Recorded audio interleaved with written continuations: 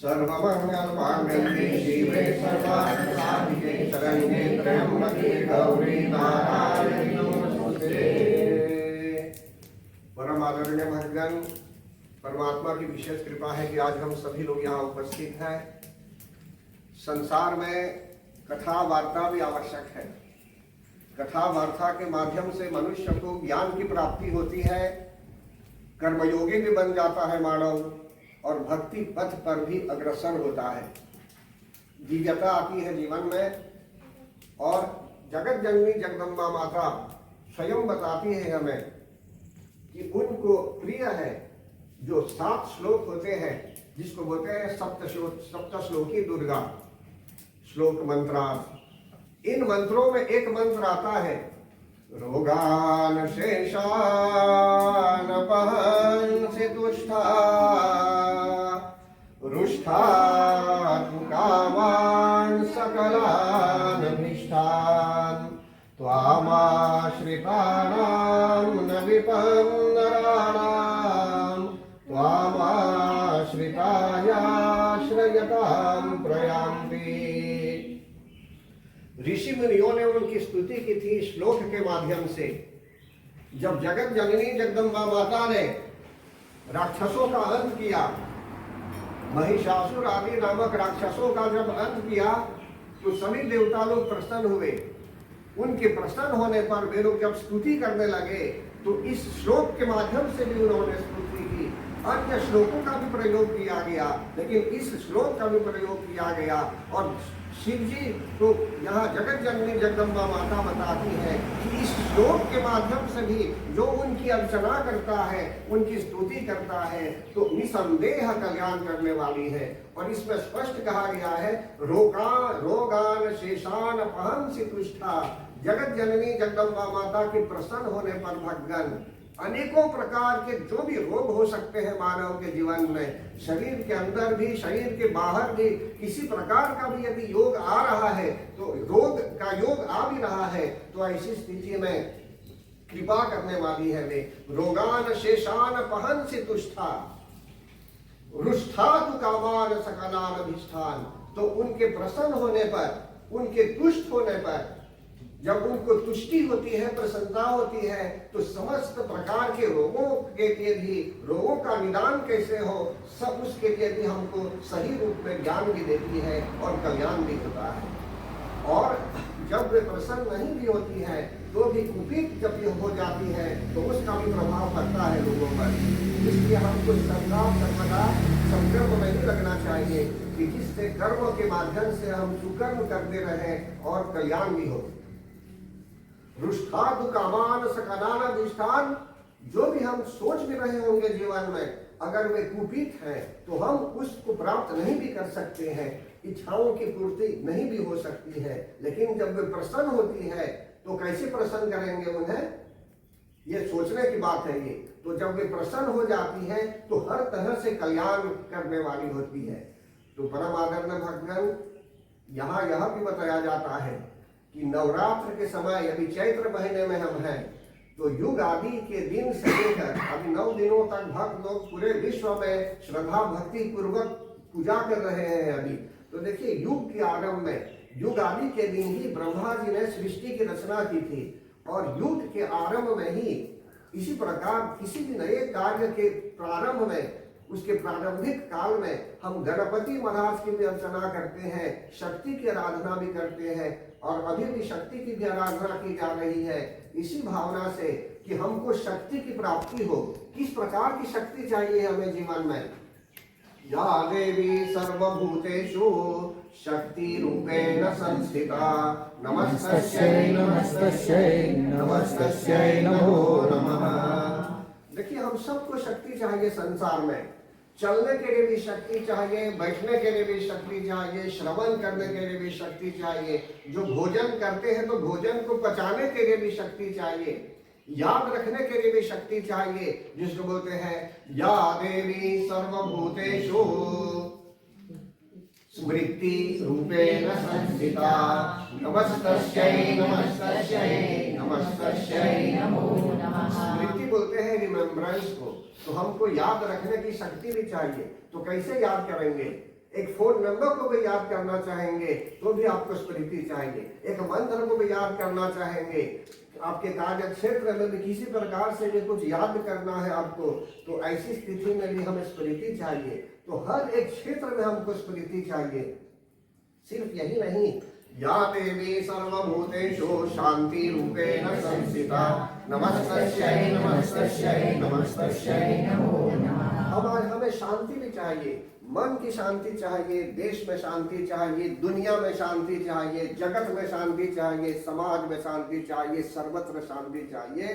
तो उनके प्रसन्न होने पर शीघ्र अतिशीघ्र शांति की भी स्थापना हो जाती है और मनुष्य में हर तरह से पुष्टि भी हो जाती है, कल्याणमयी बुद्धि की प्राप्ति भी हो जाती है। तो परम आदरणीय भक्तगण, अनेकों प्रकार से जब विचार करेंगे तो मनुष्य को शक्ति की आवश्यकता होती है जीवन में।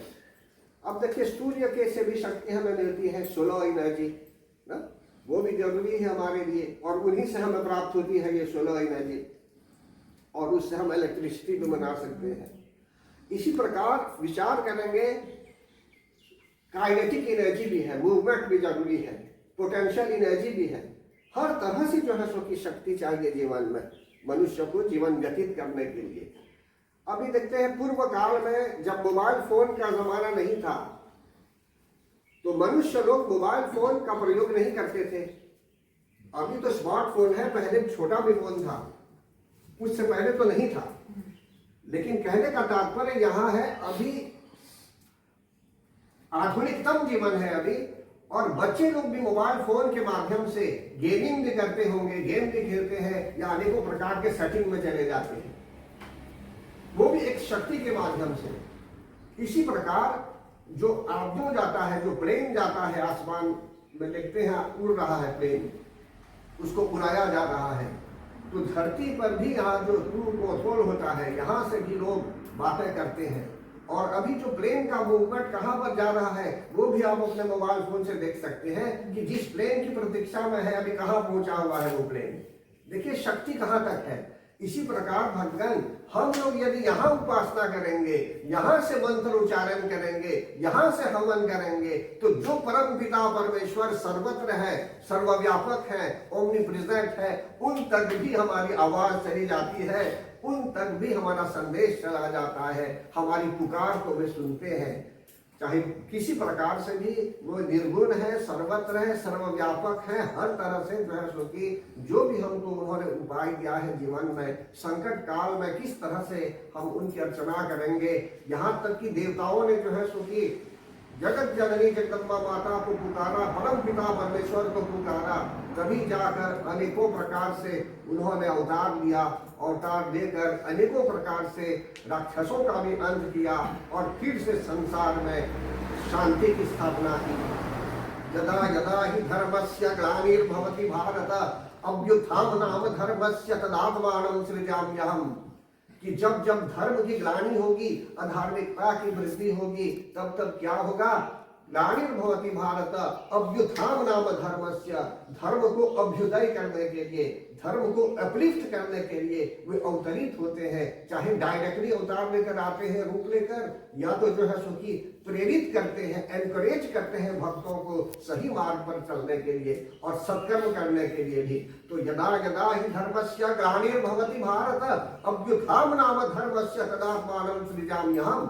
फिर बोलते हैं परित्राणाय साधूनां, जितने संत लोग हैं, सजन लोग हैं, इसी प्रकार से भी सत्कर्म में लगे हुए हैं, सजनता है आप में, तो आपकी भी रक्षा करने के लिए भी अवतरित होते हैं। परित्राणाय साधूनां विनाशाय च दुष्कृतां, और जो दुष्ट कर्म करने वाले लोग हैं और अथवा जो दुष्ट कर्म भी है, इनके विनाश के लिए भी उनको अवतार देना पड़ता है।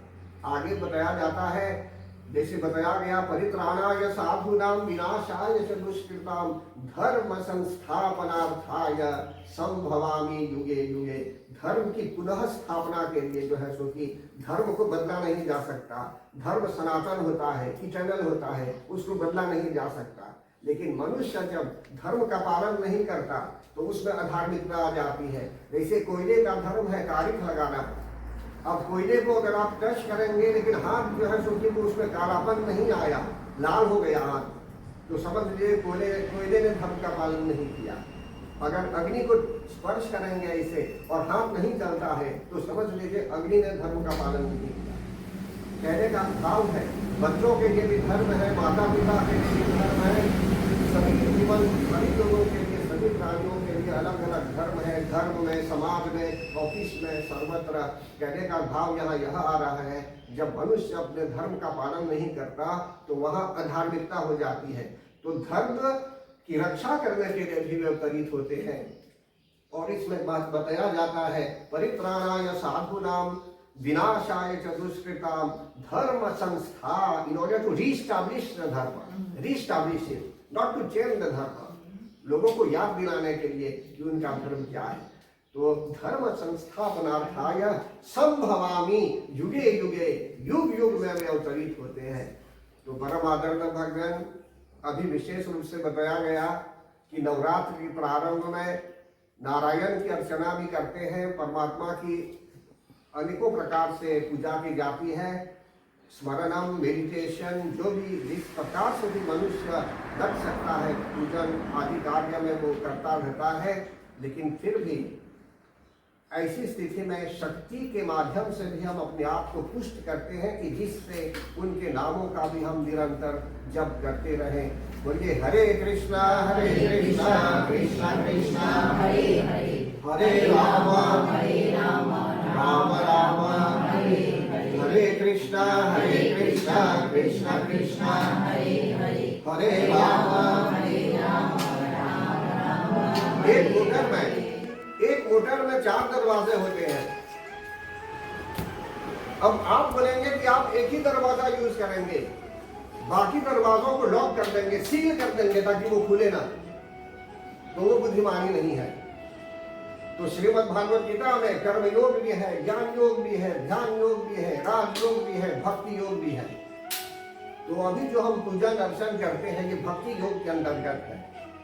तो यदि हम श्रीमद् भागवत गीता को मानते हैं तो जितने भी योग है प्रत्येक योग का एक महत्व होता है।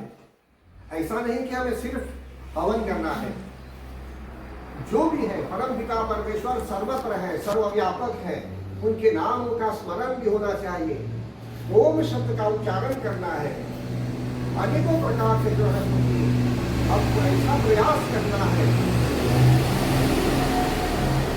ऐसा प्रयास करना है, ऐसी कोशिश करनी है कि जिससे हमारा जो कनेक्शन हो उनके साथ अटूट हो।